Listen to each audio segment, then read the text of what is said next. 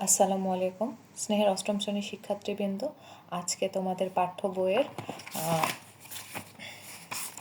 8 number math সমাধান করব আমরা।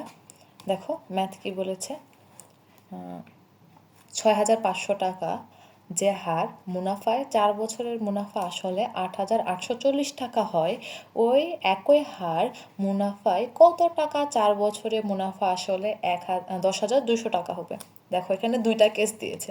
প্রথম কেসে বলছে একটা মূলধন দেওয়া আছে, যে হার, তার মানে হারটা দেওয়া নেই, একটা হারে 4 বছর সময় দেওয়া আছে, মুনাফা আসলও দেওয়া আছে। এখন তোমাকে দেখো এখানে মুনাফা আসল দেওয়া আছে, মূলধন দেওয়া আছে, তার মানে আমি এখান থেকে খুব সহজে মুনাফা বের করতে পারবো। আমার সময় দেওয়া আছে, তাহলে এখানে হার বের করা কি খুব কঠিন? একদমই কঠিন না। তাহলে চলো আমরা প্রথম স্টেপের কাজটা করি।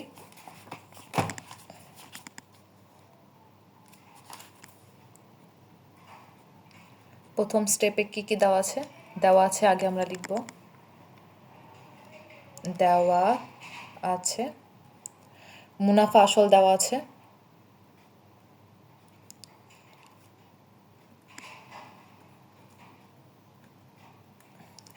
মুনাফা আসল 8,840 টাকা। মুনাফা আসলকে কি দ্বারা লিখি? এ দ্বারা।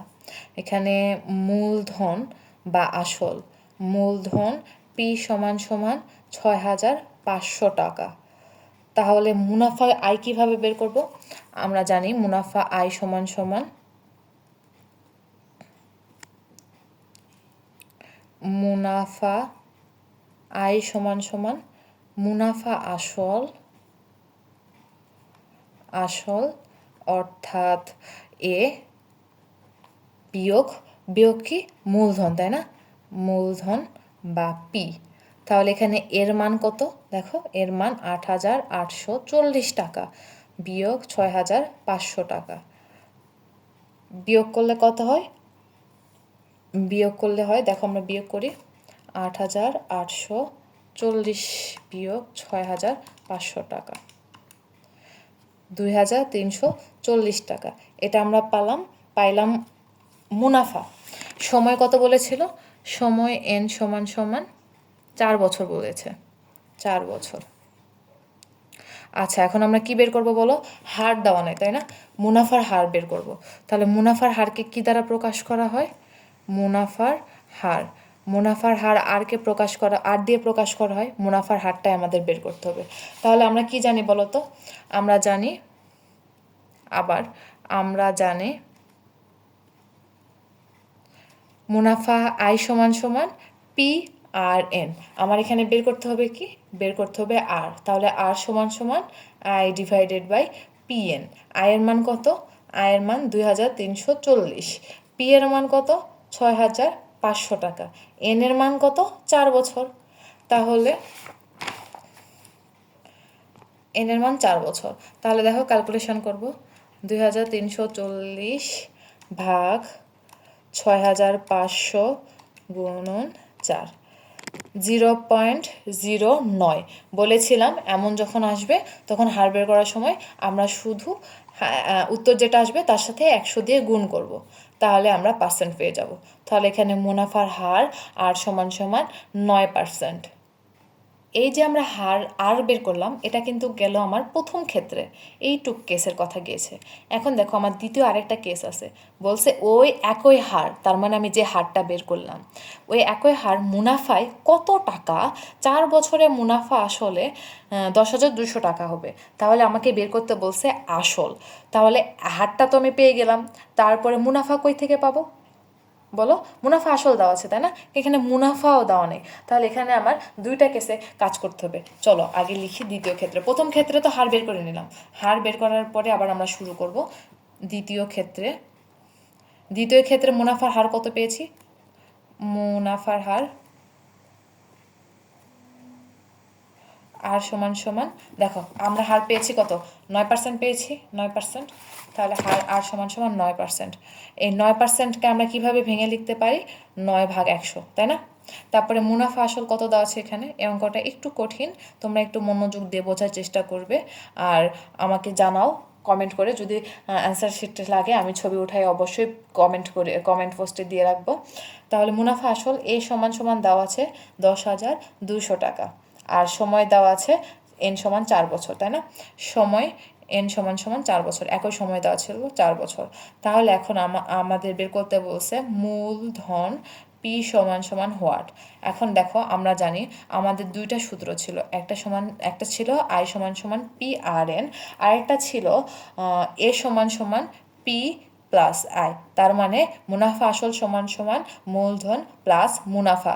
এখান থেকে আমরা পি সমান সমান লিখতে পি থাকবে, মুনাফায় মূলধনই থাকবে, আই সমান সমান আমরা লিখতে পারি PRN। তাহলে দেখো এটা কি বুঝছো? আমরা জাস্ট আই সমান সমান PRN মানটা বসাই দিছি।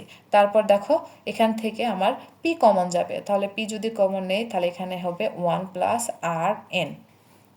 আমাকে কিন্তু বের করতে বলছে কি মূলধন, তাহলে যদি মূলধনটা বের করে পি যদি এপাশে নিয়ে আসলাম তাহলে কি হয় A divided by 1 plus RN, এপাশে গুণ ছিল ওপাশে যে ভাগ হয়ে যাবে। তাহলে এখন শুধু মান বসাই দেব। এর মান কত ছিল? এর মান ছিল 10,200 টাকা। এর মান বসাও 10,200 ডিভাইডেড বাই 1 যোগ আর এর মান কত ছিল? আর এর মান ছিল দেখো 9/100 ভাগ, 9/100 ভাগ। এন এর মান কত ছিল? এন এর মান ছিল 4।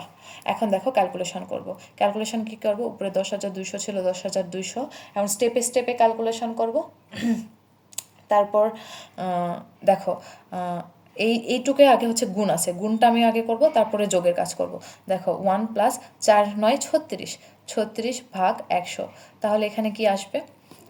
এখানে আসবে দেখো এরপরের লাইনটা যে যদি আসে 10,236 যদি করি 100, লসাগু করতেছি, তাহলে লসাগু করলে এখানে হয় 100 প্লাস 36। তাহলে এখানে কি হয়? তাহলে এখানে আসে 10,200 ভাগ 136 ডিভাইডেড বাই 100। এখন আমরা ভাগটাকে কি করব? গুণ করে উল্টাই দিব। তাহলে কি আসবে? 10,200 গুণন 100 নিচে 136। এখন এটা আমরা ক্যালকুলেশন করব। ক্যালকুলেশন করি 10,200 গুণ 100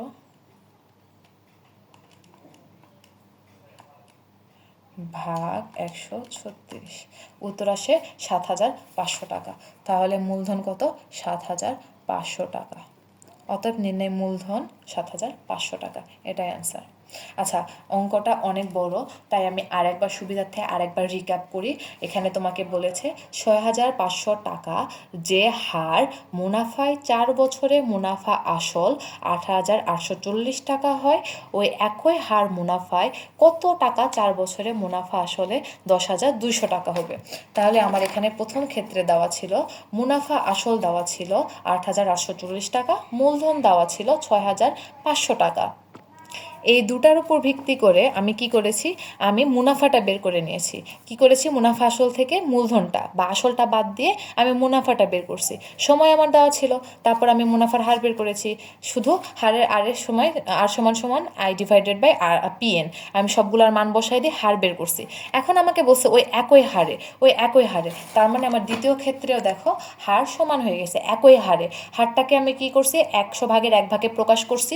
তারপর এখানেও আমার মুনাফা আসল দেওয়া আছে, সময় দেওয়া আছে, আমাকে মূলধন বের করতে বলছে। কিন্তু এখানে তো আমি যে মুনাফা দেওয়া নাই যে এখান থেকে আমি ধরো আসল বা মুনাফা কোনো কিছু বের করবো। এখানে মুনাফাও আমার অজানা রাশি, আমার আসলও বা মূলধনও অজানা রাশি।